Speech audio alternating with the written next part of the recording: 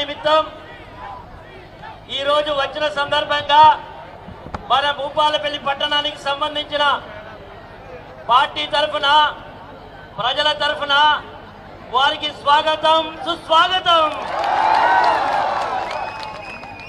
ఈరోజు మన పార్టీ ఎన్నికల ప్రచారంలో చివరి ఘట్టంలో ఉన్నాం। గత నెల రోజుల నుంచి మనం ప్రతి వాడ తిరిగినాం, ప్రతి గల్లీ తిరిగినాం।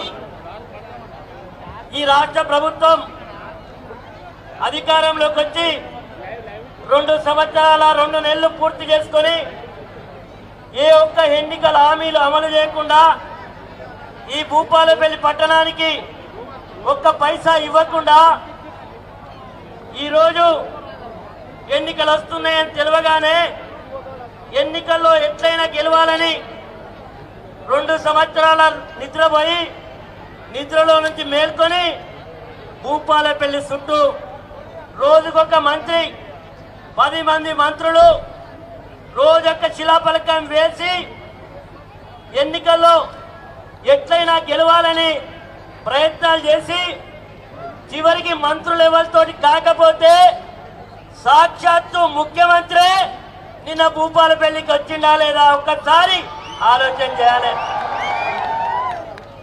రేవంత్ రెడ్డి వచ్చినా, రేవంత్ రెడ్డి బాబు వచ్చినా భూపాలపల్లిలో ఎగిరేది భూపాలపల్లిలో బీఆర్ఎస్ జెండా। బీఆర్ఎస్ జెండా తెలంగాణ ప్రజలకు ఒక అండ, సింగరేణి కార్మికులకు ఒక అండ, ఒక రైతన్నకు ఒక ధైర్యం, ఒక అక్కకు ఒక ధైర్యం। కాబట్టి జరిగింది అనేక ఎన్నికల హామీలు ఇచ్చి అధికారంలోకి వచ్చి ఏ ఒక్క హామీలు అమలు చేయలే। అమలు చేయకపోతే కనీసం మన రామన్న మన భూపాలపల్లి పట్టణానికి ఇచ్చినటువంటి నిధులను కూడా ఈరోజు అంబేద్కర్ సెంటర్లో ఉన్నాం మనం।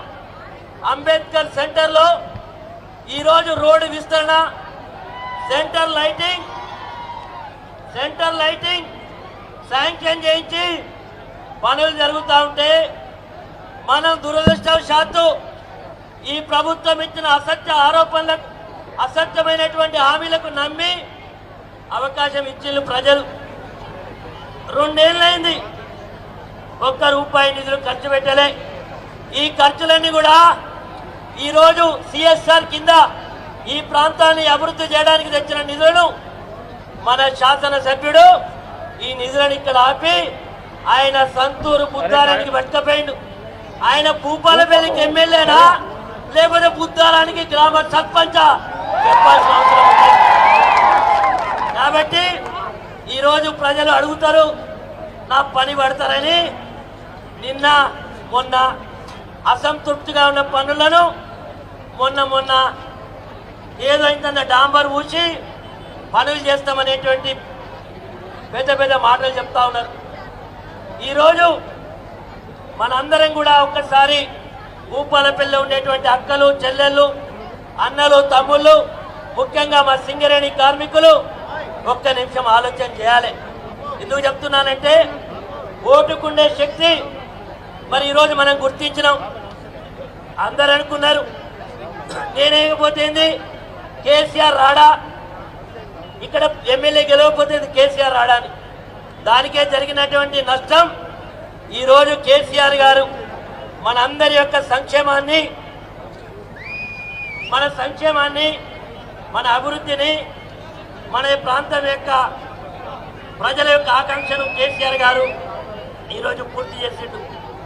మనం అడిగినామా జిల్లా కావాలని, అడిగినామా మనం జిల్లా కావాలని, కానీ ఆయన గొప్ప మనసుతో భూపాలపల్లి అటవీ ప్రాంతం, అభివృద్ధికి నోచుకోని ప్రాంతం, ఈ ప్రాంతాన్ని అభివృద్ధి చేయాలంటే ఇక్కడ ఒక కలెక్టర్ను కూర్చోబెట్టాలి, ఇక్కడ ఒక ఎస్పీని కూర్చోబెట్టాలి, ఇక్కడ అన్ని రకాల కార్యాలయాలు ఉంటేనే అభివృద్ధి జరుగుతుందని మనం ఎవరు అడగకపోయినా జిల్లా చేసిండు। ఆ జిల్లాకు తెలంగాణ ఉద్యమంలో కీలక భూమిక పోషించినటువంటి ప్రొఫెసర్ జయశంకర్ గారి పేరు పెట్టిండు. ఆ జిల్లాను తీసేసేటువంటి కుట్ర ఈరోజు ప్రభుత్వం చేస్తున్నదని మనం ప్రతి దగ్గర చెప్పినాం. ఎందుకు చెప్పినాం?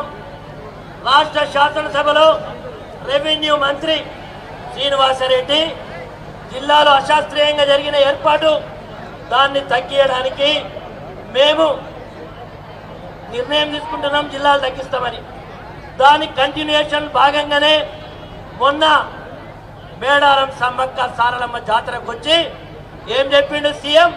జిల్లాలను తగ్గించడానికి కమిషన్ వేస్తున్నామని చెప్పింది వాస్తవం కాదా? అవునా అని ఈరోజు చెప్తా ఉన్నా. అది చెప్పంగానే భూపాలపల్లి ప్రజలు కొడుకా నువ్వు ఎప్పుడొస్తావు రా, నిన్ను పొందదీద్దాం బొందల పెడతామని పొందదీయంగానే జల్లుమన్నాడు. జల్లుమని నేను భూపాలపల్లికి వచ్చి నేను జిల్లా దియా, మరి నేను జిల్లా దియా, మరి ఏ జిల్లా తీస్తావు? భూపాలపల్లి తీయరని నువ్వు నిన్న చెప్పినావు. మొన్న సీతక్క ములుగురైదు అంటారు, మంచిర్యాల ఎక్కువనండి. ఈరోజు ఈ ప్రభుత్వానికి చేత కాదు. ఇంత గొప్పగా 10 ఏళ్ల నుంచి జిల్లా కార్యాలయాలని పనిచేసి మన ప్రజా సంక్షేమానికి ఈ గతంలో కేసీఆర్ గారు తీసుకున్న నిర్ణయం వల్ల జరుగుతున్న దానికి చివరికి ముఖ్యమంత్రి వచ్చి చెప్పుకునే పరిస్థితి తీసుకొచ్చింది ఎవరు? బీఆర్ఎస్ పార్టీ సైనికులు, భూపాలపల్లి ప్రజలు. అదేవిధంగా మా ఇక్కడ సింగరేణి కార్మికులు ఉన్నారు. ఎప్పుడైనా మంచి చేసినోన్ని గుర్తు చేసుకోవడం కొంచెం జాప్యమైనా ఎప్పుడు మంచోడు గుర్తుకొస్తాడంటే ఒక దుర్మార్గుడు వచ్చినాక మంచోని పనితనం తెలుస్తుంది. అంతేనే కాదా? కేసీఆర్ గారు నిజంగా సింగరేణి కార్మికుల పక్షాన ఒక దేవుడైండు. ఆయన ఈరోజు దేవుని ఫోటో ఎట్లా పెట్టుకుంటారో సింగరేణి కార్మికులు కేసీఆర్ బొమ్మ పెట్టుకోవాలి. ఈరోజు 20,000 మంది సింగరేణి కార్మికుల పిల్లలకు మెడికల్ ఇన్వాలిడేషన్ పేరు మీద ఉద్యోగాలు వచ్చినాయా లేదా ఒక్కసారి అడగాల్సిన పరిస్థితి. ఉద్యోగాలు ఇస్తే 11 నెలలైంది, మెడికల్ బోర్డు లేదు. మన కార్మికుల గురించి మాట్లాడే పరిస్థితి లేదు. మన పైసలు ఎవడబ్బ సొమ్మని రేవంత్ రెడ్డికి ఫుట్బాల్ ఆట ఆడిష్టం ఉంటే ఆయన సొంత పైసలైనా పెట్టుకోవాలి, ఇంకేమైనా పెట్టుకోవాలి. అప్పటికి వారిని వీరిని భయపెట్టించి పైసలు తెచ్చి అవి సరిపోకపోతే మీరు కష్టపడ్డ సొమ్మును 10 కోట్ల సొమ్మును ఎవడో మెర్సో వానికి 10 కోట్లు ఇచ్చిందా లేదా? దానికి కారణం 23 నాడు ప్రతి సంవత్సరం సింగరేణి డేను జరుపుకుంటాం మనం. ఆ సింగరేణి డే కూడా జరపలే. ఈసారి సింగరేణి డే జరపకపోయింది. కనీసం ప్రతి సంవత్సరం సింగరేణి కార్మికులకు క్యాలెండర్ ఇస్తాడు. ఇచ్చిన క్యాలెండర్ ఇయ్యలే, సింగరేణి జరపలే. ఈరోజు అంటున్నాడు, నిన్న వచ్చి ఇవే మాట్లాడినాం. మేము ఊర్లోకి పోయినాం, మా కార్మికుల దగ్గర కానీ ప్రజల దగ్గర ఈ విషయాలే ప్రస్తావన చేస్తే ఏమన్నాడు? నిన్న అంటుండు వీళ్ళంతా అసత్య ప్రచారాలు చేస్తున్నారు, వీళ్ళను కూసబెట్టాలి, వీళ్ళను దెబ్బలు కొట్టాలని. నువ్వు 11 నెలల నుంచి నువ్వు కనుక బోర్డు పెట్టకపోతే నిన్ను కొట్టాలా, మమ్ము కొట్టాలా? మా సింగరేణి కార్మికులు నువ్వు ఒక్కసారి నీ గన్మేలు లేకుండా, నీ సెక్యూరిటీ లేకుండా నువ్వు వాపసు పోతే నేను రాజకీయాల నుంచి చెప్పుకుంటా. అసలు రాజకీయాల గురించి మాట్లాడే ఎంత ఆగ్రహంతో ఉన్నారు. కాబట్టి మీరందరూ కూడా మీ ఆవేదనను కేవలం మాటలతో కాదు, రేపు 11వ తారీఖు నాడు ఓట్ల రూపంలో చెప్పాల్సిన అవసరం ఉంది. ప్రతి వార్డులో ఈరోజు మన అభ్యర్థులు పోటీ చేస్తూ ఉన్నారు. ఈసారి సింగరేణి కార్మికులకు 5గురికి నేను ఈరోజు మన పార్టీ తరఫున టికెట్ ఇవ్వడం జరిగింది. ఒక సింగరేణి మాజీ కార్మికుడికి టికెట్ ఇవ్వడం జరిగింది. 6గురికి మనం సింగరేణి కార్మికుల కుటుంబాలకే ఇచ్చినాం. గెలిపించుకునే బాధ్యత సింగరేణి కార్మికులదని ఈ సందర్భంగా గుర్తు చేస్తున్న అక్కలారా. అదేవిధంగా నిన్న మన ఎమ్మెల్యే నాకు చాలా ఆశ్చర్యం కలిగింది. ఆయన మాట్లాడితే కొద్దిగా వాస్తవాలకు దగ్గరగా మాట్లాడాలి. 5వ వార్డట, 20వ వార్డట, 21వ వార్డట, 6వ వార్డ కరెంటే లేదట. ఈ మూగడచ్చట కరెంట్ ఇచ్చిండట. నిజమా? ఇంత పచ్చి అబద్ధాలు మాట్లాడు. భూపాలపల్లిలో గత 5 సంవత్సరాల నుంచి 200 ట్రాన్స్ఫార్మర్లు ఎక్కడ లో వోల్టేజ్ ఉంటే ఎక్కడ వేయించింది ఈ నిద్రముఖమానికి. ఏ వెనుక ఇక్కడ వెలుగులు ఎట్లున్నాయో చూస్తే అర్థమవుతుందని ఇప్పటికీ అర్థమైంది. కాబట్టి అసత్య ప్రచారాలు ఒక పక్క, ఇంకొక మాట చెప్తున్నాడు. నేను బైపాస్ రోడ్ గౌరవన్న మన నాయకుడు 23 ఫిబ్రవరి నెలలో భూపాలపల్లికి వచ్చిండు కేటీ రామారావు గారు. వచ్చిండా లేదా? భూపాలపల్లి అంబేద్కర్ స్టేడియంలో జరిగినటువంటి సభ సాక్షిగా నేను బైపాస్ రోడ్ అడిగితే వారు వట్టి చేతుల్లో నిన్న రేవంత్ రెడ్డి వచ్చినట్టు రాలే. ఒక జీవో కాపీ 150 కోట్ల రూపాయల బైపాస్ రోడ్డుకు శాంక్షన్ ఇచ్చి ప్రజల ముందు నాకు ఆ కాపీ ఇవ్వడం జరిగింది. రేవంత్ రెడ్డి, ఎందుకయ్యా నువ్వు ప్రతిపక్షంలో ఉన్నప్పుడంటే అసత్యాలు మాట్లాడినావు. ఈరోజు ముఖ్యమంత్రిగా కూడా ఇన్ని అసత్యాలు మాట్లాడితే ఇప్పటికే నిన్ను చీదరించుకుంటున్నారు, చీ అంటున్నారు.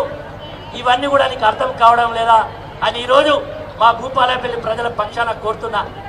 అదేవిధంగా నిన్ను అంటున్నాడు ఎమ్మెల్యే అంటుండు డీటెయిల్ ప్రాజెక్ట్ రిపోర్ట్ సబ్మిట్ చేసిన అని. అరే బాబు, నేను ఆనాడే డీటెయిల్ ప్రాజెక్ట్ రిపోర్ట్ను సబ్మిట్ చేయడం జరిగింది. దీనికి మన ఎక్కడ ఎంత భూమి పోతుంది, ఏ సర్వే నెంబర్లు ఎంత భూమి పోతుంది, ఈ రోడ్డు విస్తీర్ణం ఎంత, దీనికి అయ్యే ఖర్చు ఎంత, ఇవన్నీ కూడా చూపెడుతున్నా. ఇది మా కమిట్మెంట్ విషయాలు. కాబట్టి తప్పుడు మాటలు బంద్ చేయి. అర్థమైపోయింది పని చేసేవాడు ఎవడో, పని చేయలేడు. నిన్న రేవంత్ రెడ్డి అంటుండు అసలోడు ఇక్కడున్నాడు, నక్కిలోడు ఎక్కడ. అరే బాబు, నా అసలోడు ఎవడో? ఈరోజు భూపాలపల్లిని అభివృద్ధి చేసినోడు, 2 ఏళ్ళని నిద్రపోయినోడు నకిలివాడు. భూపాలపల్లి ఈరోజు ఈ స్థాయికి రావడం కారణం ఈరోజు మనకు కనబడ్డ పనులు కావా? ఈరోజు degree college, junior college, medical college, bus depot, Bhupalpally municipality, ఈరోజు గల్లీ గల్లీకి రోడ్లు, ఇంటింటికి నీళ్లు, ఎక్కడికి అవసరం ఉంటే అవన్నీ చేసింది ఎవడు? మారుమూల ప్రాంతంలో బ్రిడ్జిలు కట్టించింది ఎవడు? ఈ ప్రాంతాన్ని అభివృద్ధి చేసింది ఎవడో ప్రజలకు తెలుసు. బాబు, నువ్వు నకిలీవే, నీ ఎమ్మెల్యే నకిలీనే. అరే నకిలీ నువ్వు, నకిలీ నువ్వు. అసలు కాంగ్రెస్ వాళ్ళంతా మలుసుకోమంటే నకిలీ తెలుగుదేశం పోడు, నకిలీ నకిలీ వాడంటే ఈరోజు ముఖ్యమంత్రి. ఈరోజు పురుగు దాచుకొని లోపల పెడితే పాము లెక్క వచ్చి నువ్వు కాంగ్రెస్ పార్టీ వాళ్ళ మీద పెత్తనం చేస్తే చేసుకో. కానీ తెలంగాణ తెచ్చిన తెలంగాణ పునర్నిర్మాణం చేసిన కేసీఆర్ గారిని ఒక్క మాట అంటే బిడ్డ ఖబర్దార్ ఇది అనుకుంటున్నావేమో. ప్రజాస్వామ్యంలో నేను 10 ఏళ్ళు ఉంటాను. 10 ఏళ్ళు కాదురా బాబు, ఎప్పుడు రేపు నీకు దమ్ముంటే చెప్తున్నా, రేపు పెట్టిన ఎలక్షన్లో నీకు డిపాజిట్ వస్తుందా అని చెప్తున్నా, నీ పార్టీకి డిపాజిట్ వస్తుందని ఈరోజు హెచ్చరిక చెప్తున్నా. కాబట్టి ఇవన్నీ కూడా ఈరోజు పెన్షన్ ఇవ్వలేనాడు, అభివృద్ధి చేయలేనాడు. అదేవిధంగా ఈరోజు ఇక అందరికి అయిపోయింది. ఒకటే మాట ఏం చెప్తుండు, అభ్యర్థులను భయపెట్టిస్తుండే. ఈరోజు మా పార్టీ అభ్యర్థులు ఎవరు నిలబడితే వాళ్ళ పక్కన వాళ్ళు ఫోన్లు వస్తున్నాయి. నువ్వు బాగా తిరుగుతున్నావు, ఇంకా 2.5 ఏళ్ళు నేను ఉంటా, నా సంగతి తెలుసు కదా అంటున్నాడు. అరే బాబు, నీ సంగతి మాగరికే. నువ్వు అనుకుంటున్నావేం నలుస్తాం కొడుక, మా కార్యకర్తలు జోడిస్తే నలుస్తాం జాగ్రత్త. నేను ఎప్పుడు కూడా ఇట్లాంటి భాష మాట్లాడలే. ఎందుకు మాట్లాడాల్సి వస్తుంది? నేను 10 ఏళ్ళు ఎమ్మెల్యేగా ఉన్నా, ఒకసారి ఎమ్మెల్సీగా ఉన్నా. ఎవరు ఏ పార్టీ వాళ్ళైనా గౌరవించినా, మర్యాద ఇచ్చినా, అన్ని రకాలుగా సహకరించిన ఈ ప్రాంత ప్రజలు నా అన్నలు అనుకున్నా, తమ్ముళ్ళు అనుకున్నా, ఏ పార్టీ వాడైనా నావాడు అనుకున్నా. నువ్వు ఈరోజు గెలవడానికి చివరి ప్రయత్నం సాక్షాత్తు ఉదయం ఆయన ఒక్కటే, ఆయన దగ్గర ఉన్న విద్య అయితే గదువా లేకపోతే కింద, ఇక కింద పట్టుకునే కార్యక్రమం. మొత్తానికి వెళ్ళి ఎమ్మరుడికి మొక్కిస్తాడు. అరే మొక్కు. నేను చెప్తున్నా ప్రజలందరికీ, ఒక్కసారి మొక్కుతే 5 ఏళ్ళు మనం వాళ్ళని మొక్కాలి. కాబట్టి ఎవడు మొక్కుడకు, ఎవరు ప్రలోభ పట్టడు. ఆత్మగౌరవం ఉన్నవాడు మొక్కడు, పని చేసి చూపెడతాడు. మన భారత రాష్ట్ర సమితి కార్యకర్తలు ఆత్మగౌరవం ఉన్నది. పెద్దవాళ్ళను మొక్కుతాం, తండ్రి లాంటి వాళ్ళని మొక్కుతాం. కానీ ఎలక్షన్లకు ఓట్ల కొరకు కాళ్ళు మొక్కుడు, కడుపుల తలకాయలు పెట్టుడు బాగలేదు. మేము చేసే పని, మేము చేయబోయే సంక్షేమం తప్పకుండా తెలియజేస్తామని మీ అందరికీ తెలుసు. కాబట్టి మరి మీరందరూ కూడా అర్థం చేసుకొని ఈరోజు ఎవరు ఎన్ని చేసినా రామన్న సహకారం, కేసీఆర్ గారి అండ, ప్రజల యొక్క ఆశీర్వాదం, సింగరేణి కార్మికులకు సహకారం ఉన్న తర్వాత మన గెలుపుని ఎవరు ఆపలేరు. చివరిగా చెప్తున్నా, 42% రిజర్వేషన్ అని పెద్ద ఊకదంపుడు మాటలు చెప్పిండు. కానీ ఆయన ఏమి ఇచ్చిండో తెలియదు. కానీ 30 సీట్లలో 26 సీట్లు బలహీన వర్గాలు ఎస్సీ ఎస్టీలకు ఇచ్చినాం. కేవలం 4 మాత్రమే ఉన్నత వర్గాలకు ఇచ్చినాం. ఇది బలహీన వర్గాల పట్ల బీఆర్ఎస్ పార్టీ కమిట్మెంట్ అని మీ అందరికీ తెలియజేస్తూ, మరి మీరందరూ కూడా మీ ఉత్సాహం, మీ పట్టుదల, మీ కమిట్మెంట్ అంతా చూస్తూ ఉంటే ఇది ఇంతటితో ఆగద్దు. ఎల్లుండి సాయంత్రం 5 గంటల వరకు చివరి ఓటు వేసుకునే వరకు మన పట్టుదల ఉండాలి, మన కమిట్మెంట్ ఉండాలి. మనం ఖచ్చితంగా గెలుపు కొరకు మన ప్రతి అడుగు ఉండాలి. ఖచ్చితంగా ప్రతిపక్ష అధికార పక్షానికి ఒక హెచ్చరికలాగా ఉండాలని మీ అందరినీ కోరుకుంటూ, ఎండను లెక్క చేయకుండా ఉదయమే పనులకు పోయి మరి ఇంట్లో ఉన్న పనులు చేసుకుని వచ్చిన మా అక్క చెల్లెలకు, అన్న తమ్ముళ్లకు, బీఆర్ఎస్ పార్టీ కార్యకర్తలందరికీ కూడా మరొక్కసారి ధన్యవాదాలు తెలియజేస్తూ సెలవు తీసుకుంటున్నా. జై తెలంగాణ.